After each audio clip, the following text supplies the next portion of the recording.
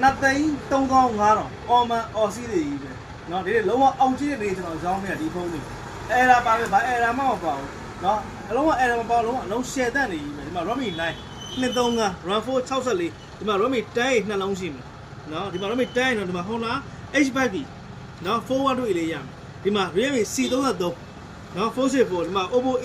A70K လေးရှိမယ်เนาะဒီမှာ Smart 8ရှိမယ်ဒီမှာ Smart 9 Smart 9နှလုံးရှိမယ်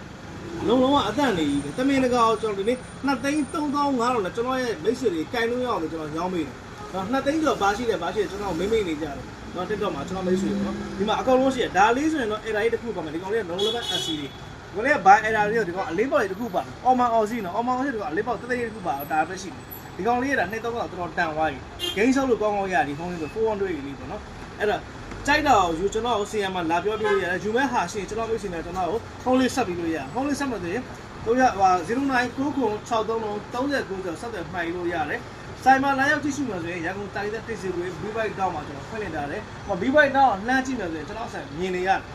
နော်အဲ့တော့မနက်9:00နာရီနဲ့ည7:00နာရီဒီဆိုင်မှာလာရောက်ကြည့်ရှုပေးလို့ရပါတယ်ခင်ဗျာတကယ်ကျေးဇူးတင်ပါတယ်အားလုံး